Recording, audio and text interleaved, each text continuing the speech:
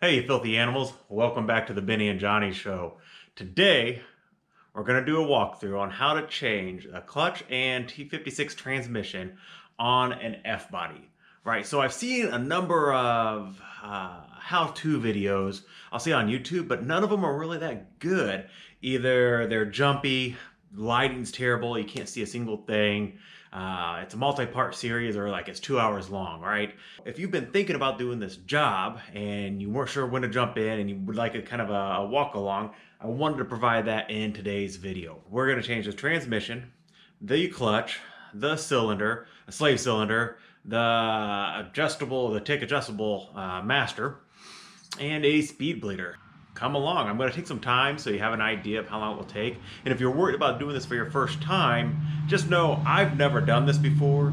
I've installed the cam myself, which is a pretty easy job. Long tube headers, regular brake stuff, just odds and ends around vehicles before. Pulled an engine, but never installed a clutch. So this is my first time. I guess I could be considered like for an average car guy, I'm probably just an average mechanic, right?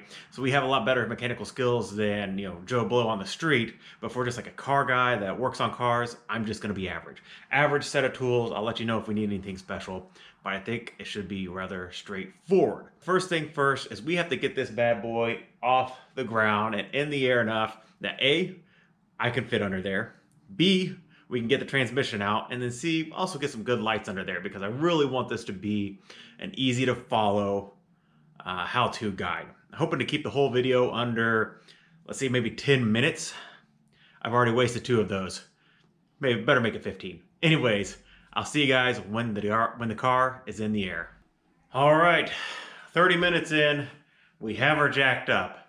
I have redundant points for both the front and the rear. So I have the weight of the car on all 4 tires. Then I also have jack stands that are either right on the frame or a suspension component, or just a 1/4 of an inch shy of that. Guys, I can't stress this enough. Make sure you're being safe when you're working under a car. Don't just do it under, the jack itself. Always make sure you have jack stands. They're good jack stands that you have maintained, and they haven't been recalled at some point. 30 minutes just to get it in the air and in a safe manner, which I like. Not too bad. Let's go ahead, get inside of the car, and remove the center console and the shifter.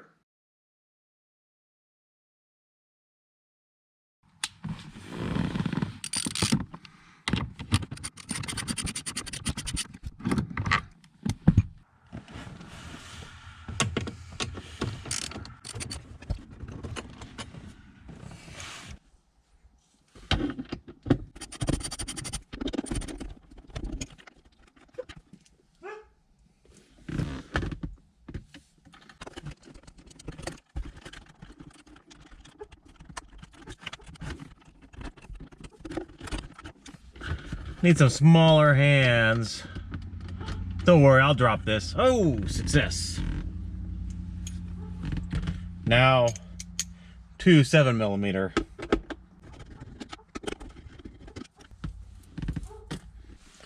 Now it's time to remove the shift lever that all my friends give me garbage for being a semi-sized lever.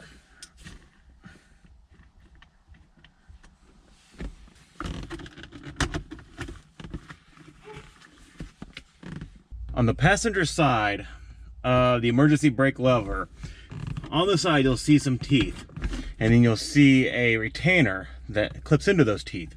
We need to slide this under the retainer, between the retainer and the teeth, so we can get this lever all the way sticking straight up for easy removal of the console. There we go. See how it's sticking straight up? Technically that means this will pop right out. Look at that. All right.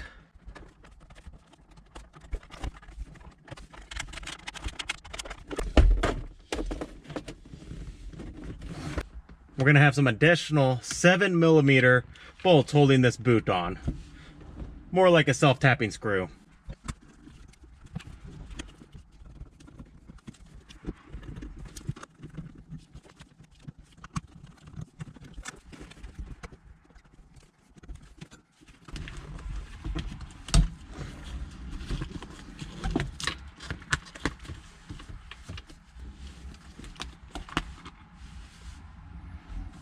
Now this point might differ for your Trans Am versus mine. I've read a few things that not everybody has the same size, but this is 13 mil to hold this shifter on the top plate.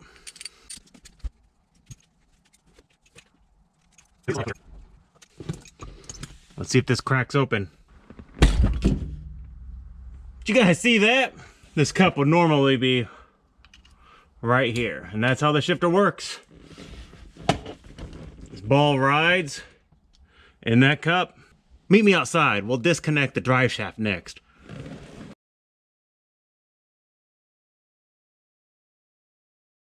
Let's remove these used joints. I'm going to start by marking them so I put them back in the same orientation. And put 2 on this side, 1 on the other. This is an 11 millimeter bolt. I've jacked the rear in the air. I can just rotate this tire to get that other side of the U-joint. Perfect.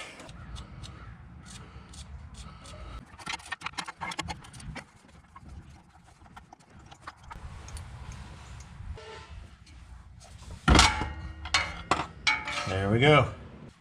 Bombs away. This is a little tight between my exhaust and torque arms. I might have to do a little finagling. Ooh, it's coming right towards me.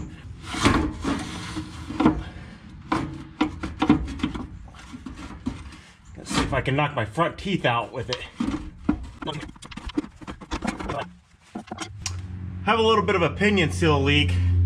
I could fix that now, or as a little teaser, let you know that it won't be an issue for too much longer with this rear end. Now it's starting to get serious. We pulled the U-joints off. We have the drive shaft out. We're gonna start removing brackets from the transmission that support it. So you're gonna want to make sure that you have a jack, either a transmission jack or a jack stand with a piece of wood between the base of the jack and the transmission to hold the transmission up. We're gonna start removing the cross member now.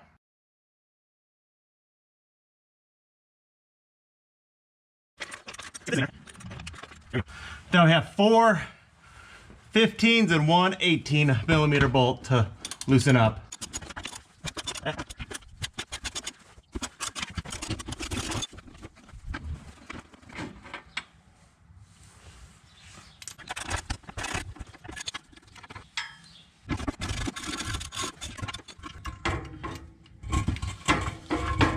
Here it comes. Hey, while we're under here, let me show you a real quick tip about 4th gens. This right here, this is not where you jack up the car. Also, this right here is not where you jack up the car, or here, or here. Previous owner life. This is where you jack up the car. This will break a plastic piece here. Let me show you a quick view. Snap this, and that's how you get this weird fender gap right here. So do not jack up the car along this seam. There's gonna be 2 torque arm bolts right here. They're 15 mil. Hey, when people tell you to wear safety glasses under a car, don't listen to them. They're just haters that want you to have vision. Completely ignore them. There. Oh yeah, good news, it's a straight through bolt, so you need a 15 mil on each side.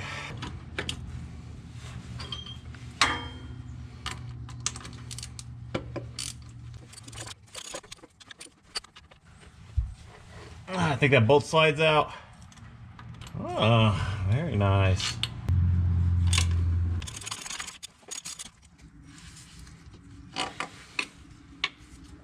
Now we have 13 millimeter on the trans mount.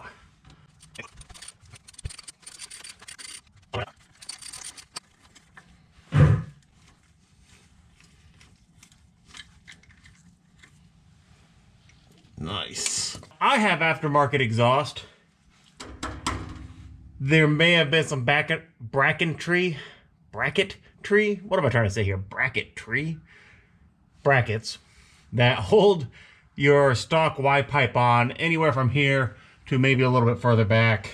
I don't recall. this is basically loose. I have weight on the rear wheel, so I'm going to take a look. I don't know if that means this is under pressure up, down, or if it's completely neutral. Probably not best to pry this off while I'm underneath it if it's still holding weight. Oh, look who it is, boys and girls. I got Johnny with me now, helping out. And what we're going to do is drain the fluid next. And then you can see there's going to be, let me get you a better angle, there. Just a number of clips going in the transmission and like a reverse lockout, gear shift eliminator, things like that. So on that side, Johnny's going to go ahead and start unclipping some of those, and I'm going to knock out some oil.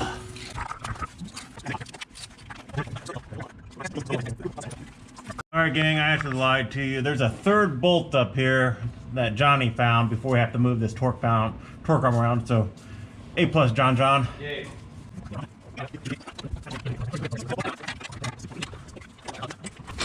Come on, there you go. Nice work, Benji. Perfect. You found it. Good job, man. Hey, man. It's good to have that extra set of eyes. And then we unplugged anything that was in the transmission. So now, I guess for the hard part is get these 4 bolts, and then there's 4 on top. And that's what everybody says is the difficult part, is getting it up top. But we have a nice long set of extensions. I think it's gonna help us out here. Yes, sir. All right, so I need to go lefty-loosey, right? Yeah. Oop, how do I do it the other way here? Nope, that's righty-tighty. No, lefty-loosey at me. No, that is. You're you're tightening it, I promise you. Am I? Yeah. I'm not cutting this out either. Oh, goodness. Nice. She's loose. Loose. Damn, that was quick. Through editing magic, I broke all 8 of these loose already. Well, I wanted to make sure that the extensions worked before I got you over here. So the other night. You already got them all loose. But take them out. Okay. What is that?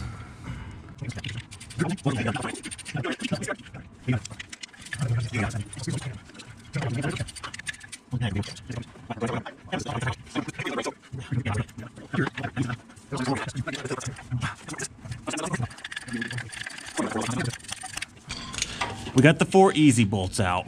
Now there's 4 on top, and it takes a long extension, and we're going to be working from back here, closer to the tail housing here. Goodness, Benji would give me the hardest one to get out.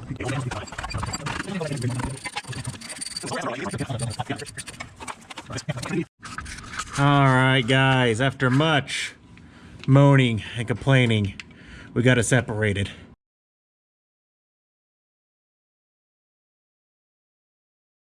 Now we need to remove the throwout bearing, and you can see there's a 10 mil nut right here. I broke loose on this side. It didn't take much force at all, which is freaking great. Put your non-dominant hand in there. That way if anything happens, you don't lose your favorite. Stop doing gloom. Just, you know, helping people out. You're doing the other one. Oh, am I? Yeah, here you go. All right, excellent, guys. Okay, I can't see it though.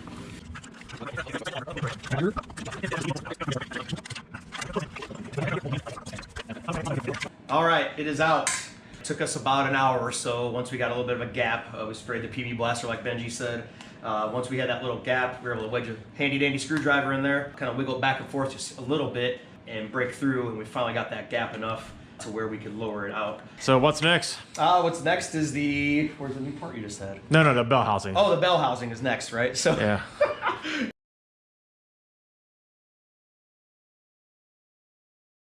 The Bellhousing Bolts, these are 13 mil.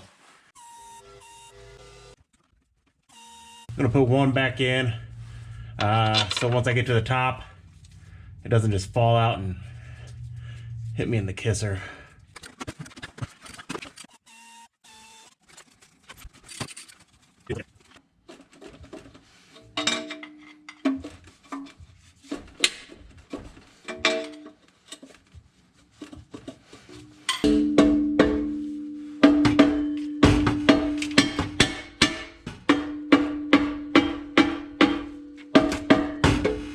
So as you could just see by the last clip, I was banging around on that bell housing a little bit. So just like the transmission didn't pop off the bell housing without a little persuasion, the bell housing didn't come off the block without a little bit of persuasion. Take a look down here, I'll show you what happened. Here's the part of the bell housing that faces the block. This is where an alignment dowel is in the block and it feeds into the bell housing. This is that same alignment dowel, or should be, right here. It is rust welded into the bell housing, which doesn't make sense, right? Because this is aluminum and the block's aluminum. It's only this that appears to be steel. I don't know. Whatever. It gave me a hell of a time pulling this thing out. Basically, I was able to get it off of this dowel and then able to just rock it back and forth. So I'm gonna sand this down quite a bit so it feeds into the block easier. Stay tuned for some upcoming episodes. We're gonna be removing the old clutch, installing the new clutch, new throwout bearing, and then also installing and removing the master cylinder. A lot of stuff is coming up. This thing is gonna be a bad machine, I'm hoping, for springtime. Hope to see you guys out on the streets. Until then, stay safe, show them your tail lights.